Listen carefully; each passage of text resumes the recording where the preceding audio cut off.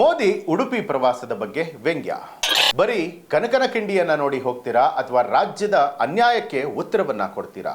ಮೋದಿ ವಿರುದ್ಧ ಪ್ರಿಯಾಂಕ್ ಖರ್ಗೆ ಗುಡುಗು. NCB times ಮೀಡಿಯಾಗೆ ಸ್ವಾಗತ. ನಾನು ದರ್ಶನ್ ಹುಣಸೂರು. ಕರಾವಳಿಯ ದೇವಾಲಯಗಳ ನಗರಿ ಉಡುಪಿಗೆ ಪ್ರಧಾನಿ ನರೇಂದ್ರ ಮೋದಿ ಅವರು ಭೇಟಿ ನೀಡಿ ಅದ್ಧೂರಿ ರೋಡ್ ಶೋ ನಡೆಸುವ ಮೂಲಕ ಲೋಕಸಭಾ ಚುನಾವಣೆಯ ರಣಕಹಳೆಯನ್ನ ಮೊಳಗಿಸಿದ್ದಾರೆ. ಆದರೆ ಮೋದಿ ಅವರ ಈ ಒಂದು ಭೇಟಿಯ ಕುರಿತಾಗಿ ರಾಜ್ಯ ಕಾಂಗ್ರೆಸ್ ತೀವ್ರ ವಾಗ್ದಾಳಿಯನ್ನು ನಡೆಸಿದ್ದು, ಸಚಿವ ಪ್ರಿಯಾಂಕ್ ಖರ್ಗೆ ಅವರು ಪ್ರಧಾನಿ ಅವರನ್ನ ತೀಕ್ಷ್ಣವಾಗಿ ಪ್ರಶ್ನೆ ಮಾಡಿದ್ರು.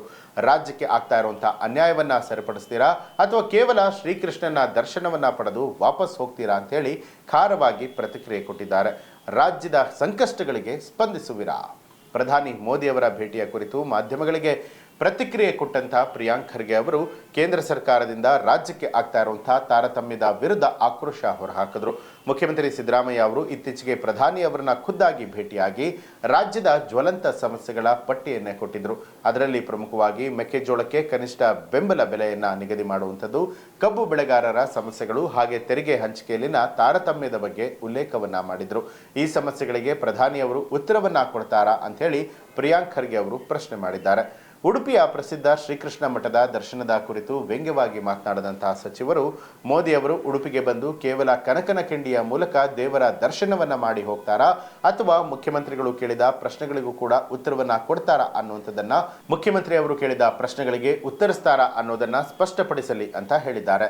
ರಾಜ್ಯದ ಜನರ ಹಿತಾಸಕ್ತಿಯನ್ನ ಕಾಪಾಡುವಂಥದ್ದು ಪ್ರಧಾನಿಯವರ ಜವಾಬ್ದಾರಿಯಾಗಿದೆ. ಅವರು ನಮ್ಮ ರಾಜ್ಯದ ಮೇಲಿರುವಂತಹ ಕಾಳಜಿ ಮತ್ತು ಜವಾಬ್ದಾರಿಗಳ ಬಗ್ಗೆ ಮಾತನಾಡಿದ್ರೆ, ಸಮಸ್ಯೆಗಳನ್ನ ಬಗೆಹರಿಸಿದ್ರೆ ನಾವು ಖಂಡಿತವಾಗಿಯೂ ಕೂಡ ಅವರನ್ನ ಪ್ರಶಂಸೆ ಮಾಡ್ತೇವೆ. ಅದನ್ನ ಬಿಟ್ಟು ಕೇವಲ ದರ್ಶನ ಮಾಡಿ ಕೈಬಿಸಿ ಹೋಗೋದಾದ್ರೆ ಅದು ಬರೀ ನಾಟಕವಾಗುತ್ತೆ ಅಂತ ಹೇಳಿ ಕಿಡಿಕಾರದ್ರು. ಸುಮ್ಮನೆ ನಾಟಕ ಮಾಡಿ ಹೋಗುವುದಕ್ಕೆ ರಾಜ್ಯಕ್ಕೆ ಯಾಕೆ ಬರ್ತಾರೋ ಗೊತ್ತಿಲ್ಲ ಅಂತ ಹೇಳಿ ಖರ್ಗೆ ಆಕ್ಷೇಪವನ್ನ ವ್ಯಕ್ತಪಡಿಸಿದ್ರು. ಈ ವೇಳೆ ರಾಜ್ಯ ರಾಜಕಾರಣದಲ್ಲಿ ತೀವ್ರ ಚರ್ಚೆಗೆ ಗ್ರಾಸ ಆಗ್ತಾ ಇರುವಂತಹ ಮುಖ್ಯಮಂತ್ರಿ ಬದಲಾವಣೆ ಹಾಗೆ ದೆಹಲಿ ಪ್ರವಾಸದ ಕುರಿತು ಪ್ರಿಯಾಂಕ್ ಖರ್ಗೆ ಪ್ರತಿಕ್ರಿಯೆ ಕೊಟ್ಟರು. ಸದ್ಯಕ್ಕೆ ಹೈಕಮಾಂಡ್ನಿಂದ ಯಾವುದೇ ರೀತಿಯ ಅಧಿಕೃತ ಆಹ್ವಾನ ಬಂದಿಲ್ಲ. ಮುಖ್ಯಮಂತ್ರಿ ಸಿದ್ದರಾಮಯ್ಯ ಹಾಗೆ ಉಪಮುಖ್ಯಮಂತ್ರಿ ಡಿ.ಕೆ. ಶಿವಕುಮಾರ್ ಅವರು ಹೈಕಮಾಂಡ್ ಕರೆದಾಗ ಹೋಗೋದಾಗಿ ಈಗಾಗಲೇ ಸ್ಪಷ್ಟಪಡಿಸಿದ್ದಾರೆ.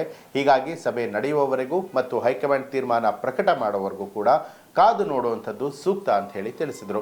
ಉಡುಪಿಯಲ್ಲಿ ಮೋದಿ ಹವಾ ಒಂದೆಡೆ ಆದರೆ ಮತ್ತೊಂದು ಕಡೆಯಲ್ಲಿ ಕಾಂಗ್ರೆಸ್ ನಾಯಕರು ಪ್ರಧಾನಿಯವರ ಭೇಟಿಯನ್ನ ರಾಜಕೀಯ ಅಸ್ತ್ರವನ್ನಾಗಿ ಬಳಸಿಕೊಂಡು ಕೇಂದ್ರದ ವಿರುದ್ಧ ಹರಿಹಾಯ್ದಿರುವಂಥದ್ದು.